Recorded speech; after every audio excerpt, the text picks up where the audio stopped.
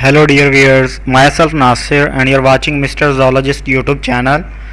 Today our topic of discussion is lipids. We will discuss in detail each and everything, type, structure, functioning, each and everything including lipids. So it is a request, don't go anywhere, watch the complete video to get understanding of the basics and each and everything about lipids. ये आपको inter matric level पे भी पढ़ना पड़ेगा, O level पे आपको ए level पे भी पढ़ना पड़ेगा और आपको आगे बीएससी के बाद आगे आपको एमएससी में भी पढ़ना पड़ेगा।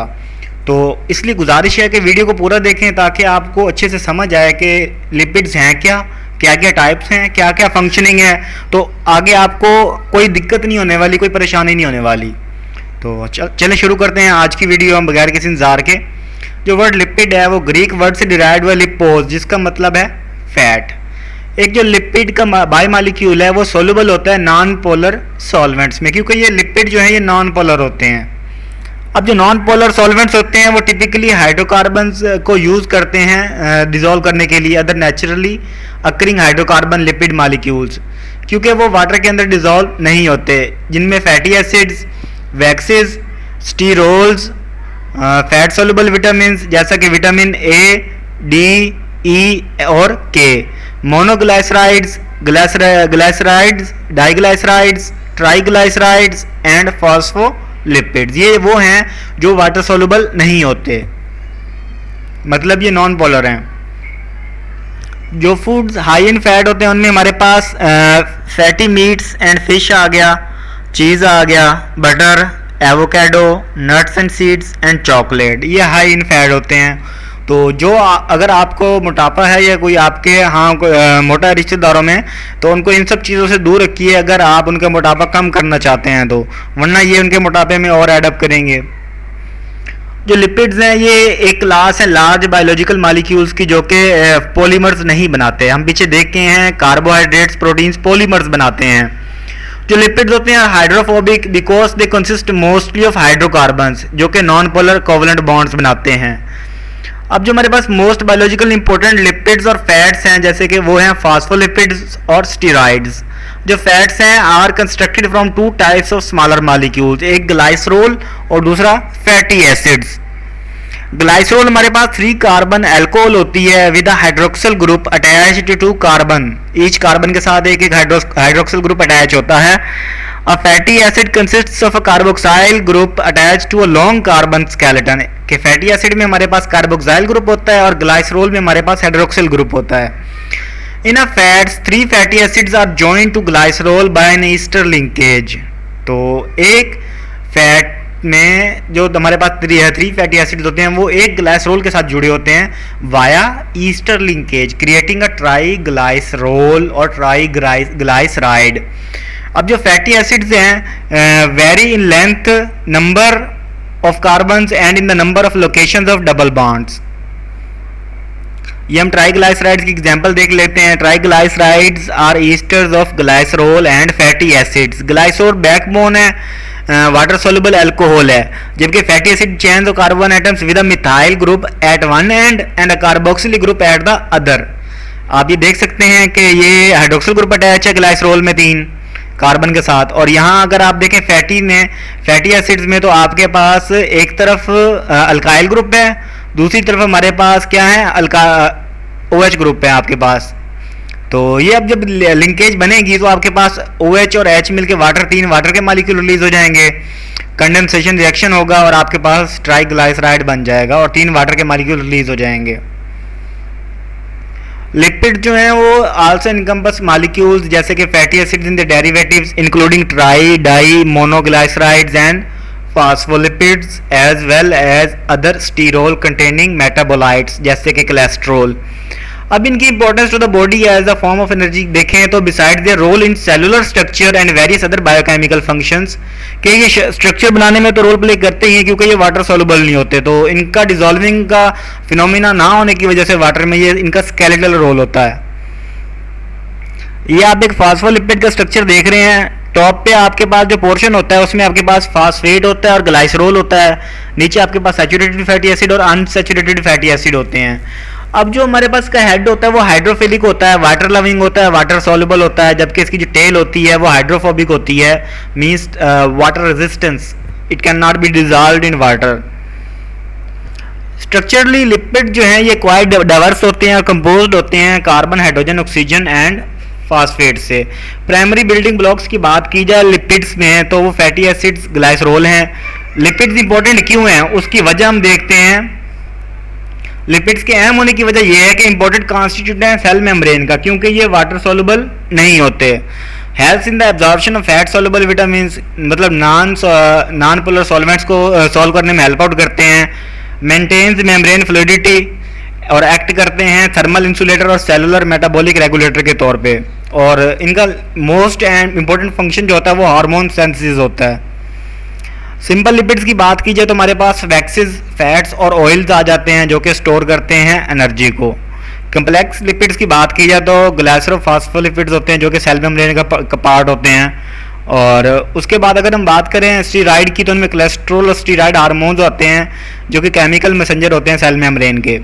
लिपिड्स को कैटेगराइज किया जाता है हाइड्रोलाइजेबल लिपिड्स और नेक्स्ट हम देखेंगे, जो पहले हम देखते हैं हाइड्रोलाइजेबल लिपिड्स। इनको कन्वर्ट किया जाता है small molecules by aqueous hydrolysis. तो हाइड्रोलिसिस क्या होता है? Sublation in the presence of water, break down in the presence of water. Most hydrolyzable lipids जो हैं वो एक ईस्टर रखते हैं। और हाइड्रोलाइजेबल लिपिड्स में आपके पास आ गया waxes, triacylglycerols, phospholipids.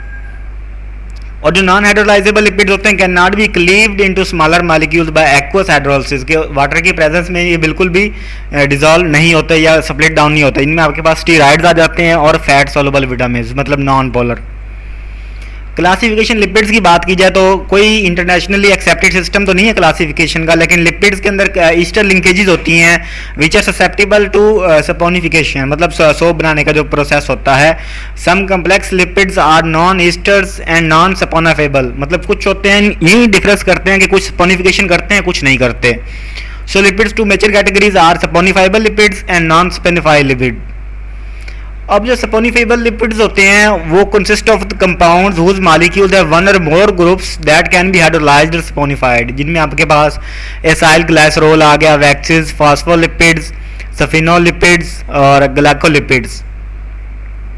Acyl glycerol की बात की जाए या ट्राई ग्लाइसराइड्स की बात की जाए तो स्ट्रक्चर में बात करें तो आपके पास ग्लाइसरोल प्लस 3 फैटी एसिड मिलते हैं और आपके पास ईस्टर लिंकेज बनता है और ट्राइग्लाइसराइड बन जाता है जो कि न्यूट्रल लिपिड होता है after removal of 3 water molecules. Function की बात की जाए तो एनर्जी का सोर्स है, 9 किलो कैलोरीज पर ग्राम देता है।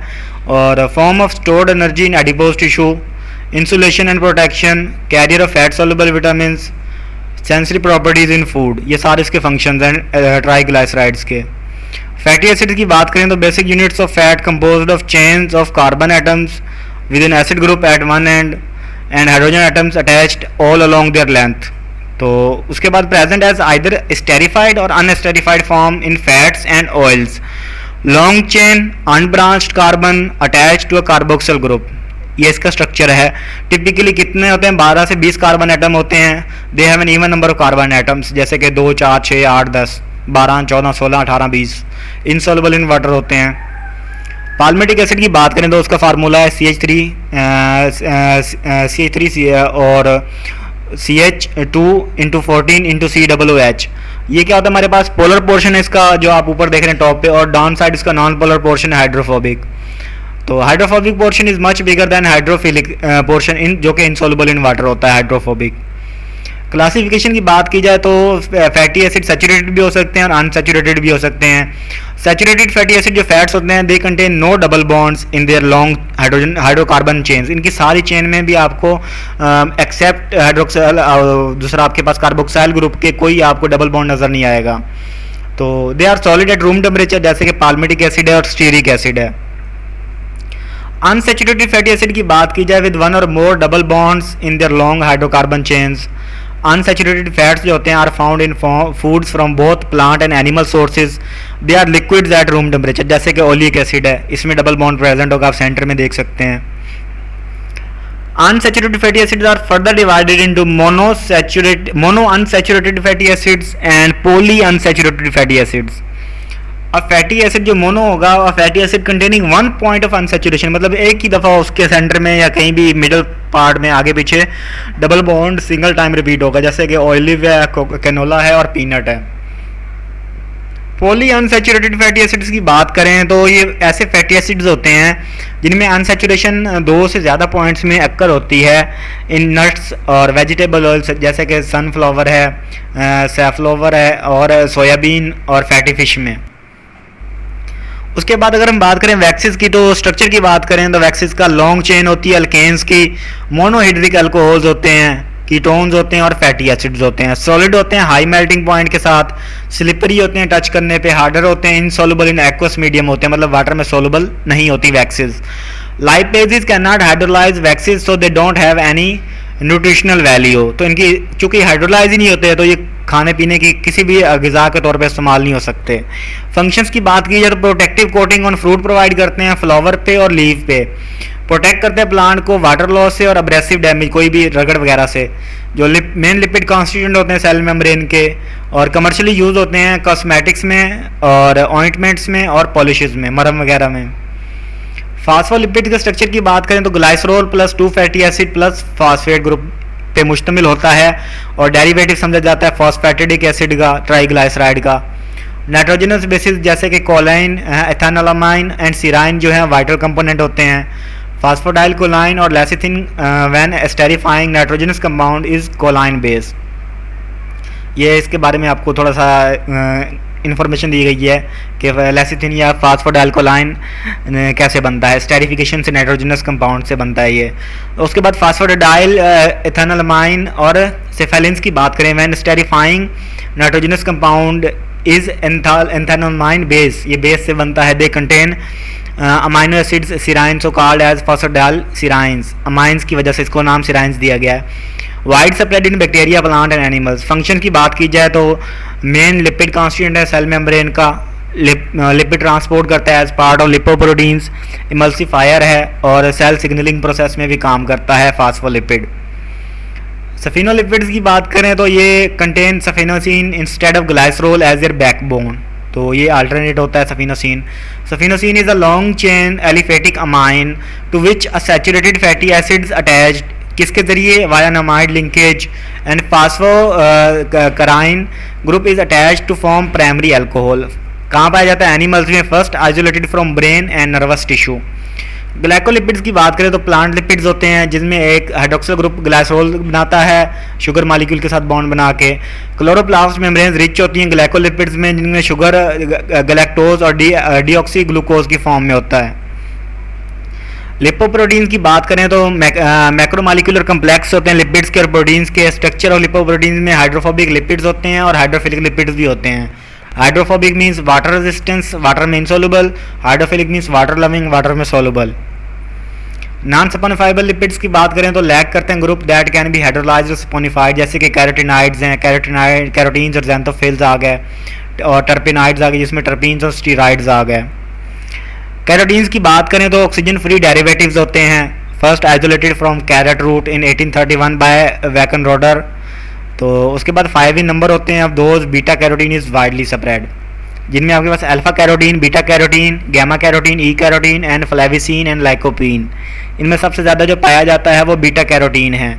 फंक्शंस की बात की जाए तो protect photosynthetic machinery from damage caused by ROS bacteria वगैरह। Absorb and transfer light by acting as accessory photosynthetic pigment के तौर पे काम करता है कि क्लोरोफिल बी को ज़्यादा से ज़्यादा लाइट कैप्चर करके देते हैं ये।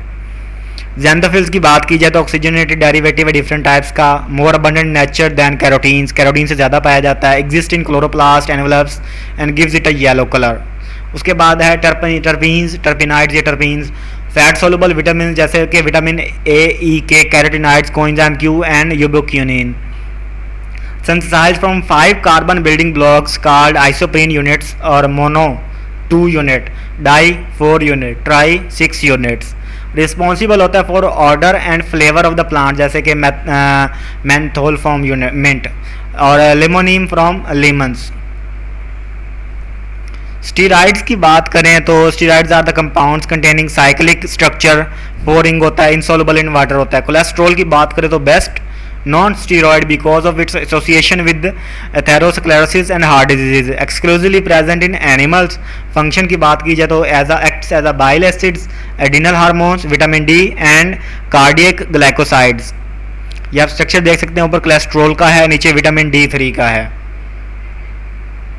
लिपिड्स बायोलॉजिकल रोल्स की बात की जाए तो stores energy because of high proportion of carbon to hydrogen bonds as compare to carbohydrates and very low proportion of oxygen, they store double the amount of energy as compare to the same amount of carbohydrates, क्योंकि carbon to hydrogen bond ज़्यादा energy release करता है as compare to carbon to oxygen.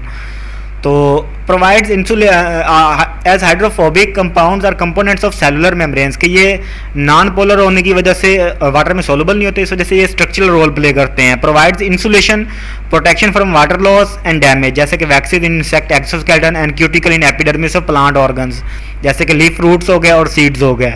Some lipid such as fat stored in the form of adipose tissue serve as a protector for organs to keep them in place and act as a shock absorber के तौर पे भी काम करते हैं। उसके बाद अगर हम बात करें, some fats in outer layer of body act as heat insulator, helps to keep the body warm in colder weather. Many food preparations involve the use of fats and oils. These contributors to the palatability flavor of the food, के इसका मतलब है जो food को flavour देना है और food की ज़्यादा देर तक स्टोरेज को प्रोटेक्टिव बनाने के लिए बहुत बड़ा रोल प्ले करते हैं। Serves as lubricants in alimentary canal and in other sides of body as well, क्योंकि वाटर सोलुबल नहीं होते तो हेल्प आउट में करते हैं बॉडी के बहुत सारे फंक्शन में, हार्मोन सिक्रीशंस में और एज अ कैरियर के तौर पे भी। Some hormones are lipids in nature, cells as chemical messengers and regulate the metabolic processes of body. उसके बाद commercially lipids use in manufacturing of soap, paints, perfumes and vanaspati ghee, butter, margarine, birth control pills and many other drugs are in lipids. So that was all from me. Each and everything I have memorized you, so you can easily grasp the concepts and you can move on in your life. तो ये थी आज की video. उम्मीद है कि आपको समझ आ गई होगी और आपको पसंद भी आई होगी। तो चैनल को सब्सक्राइब कर दें, वीडियो को लाइक कर दें और ज़्यादा से ज़्यादा शेयर करें।